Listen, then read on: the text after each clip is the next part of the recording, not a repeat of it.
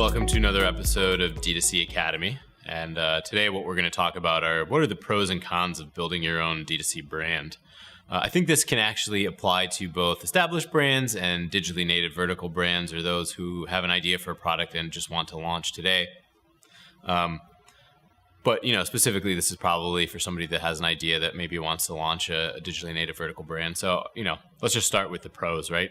What are the pros of doing this? And I think the first thing is, since it's your own brand, you have kind of complete authority. So, if you have an idea to create some new fashion item, you can do exactly what you want, and you control exactly how you want to price it and how you want to kind of change the margins.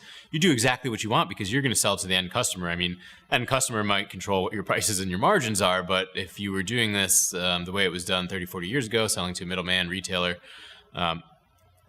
they were going to really dictate what margins they needed to then sell to the end customer. So you had a little bit less control there.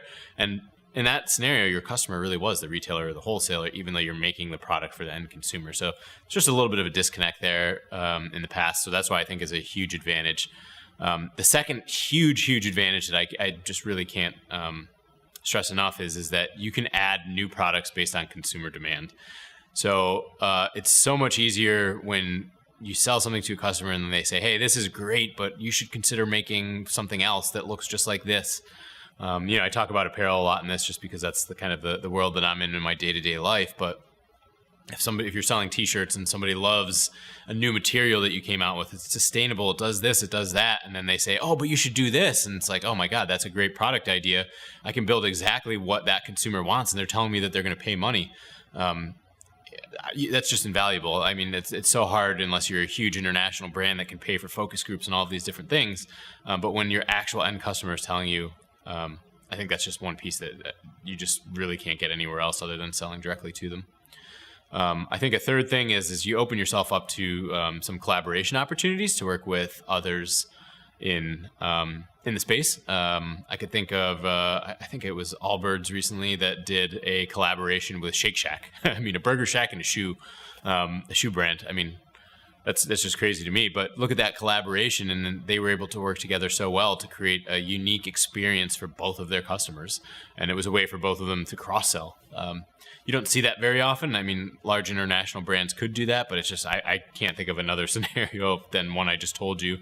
I think I remember, again, in the past, there's another one with Puma and Ferrari. Like, what a combination. I mean, I guess that is a pretty good driving shoe, but I think that's a great way for brands to kind of co-market. And the last one, I think that's a pretty good pro, and this might go back to the very first one, is that you get to control margins and pricing. So you don't necessarily have to be cheaper than an established brand, right? So if you're going to sell something that's more expensive than an established brand, I also think that's fine. But you need to make sure that the perceived value and quality is much, much higher.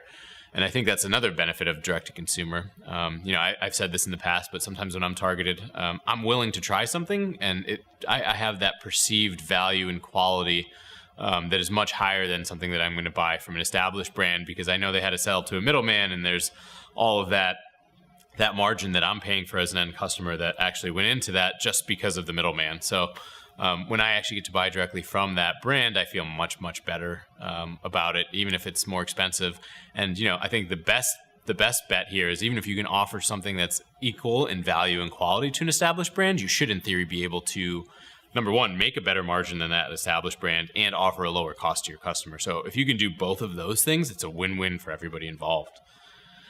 So let's look at some of the downsides, right? What are the cons? So I think number one is investment's going to be pretty high. You're going to need to figure out how we are going to fund this. You're going to be responsible for all of that product, that inventory. If you're going to build your own products, how are you going to do that without any upfront investment? I mean, that one's pretty simple. We don't even need to go into it too much, but that's a big problem. So number two that kind of goes into this is you're going to need to manufacture this. And if you're going to do it overseas or not locally where you have oversight and control, how are you going to be able to kind of like streamline the quality and fraud checking? I mean, that's a big problem because you're probably going to need some other manufacturer to actually make the product for you. So you're going to want to make sure that you don't have copycats and that you don't have that problem on your plate, which kind of goes back to high upfront investment. And then I think the number one problem that is the hardest piece to solve with direct-to-consumer that established brands haven't necessarily had the same issue with, and retailers haven't had necessarily the same issue with, or I should say established brands that are selling to retailers haven't had the issues with, retailers actually have this problem, is marketing. How do you get eyeballs? How do you get interest? How do you get engagement with that product that you're creating? I think that's probably the hardest piece here, but when done right, it can be your unique selling proposition to your end customer. So building that loyalty, building the brand strategies is going to be trying, and patience is going to be a big thing that you're going to need. And I don't want to say that there is a high upfront investment into marketing and that brand loyalty, but it doesn't necessarily have to be a fiscal investment. It's going to be time and having somebody that has the patience and expertise to get through that. So I think these are the top reasons for the pros and for the cons. That being said, even though there are some downsides to building a direct-to-consumer brand, I don't foresee anybody selling directly to retailers and to wholesale anymore. I think everybody that launches some sort of new brand, again, unless it's an international conglomerate, huge brand that's coming up with a new name, they're going to go online first and direct to consumer. So, I don't really I just don't see there being another way. It's just as long as you know what the downsides are and what the upsides are, hopefully you can make a better decision on whether or not to actually start this brand. So I hope that this was helpful, and look forward to seeing you on another installment of D2C Academy. Have a good day.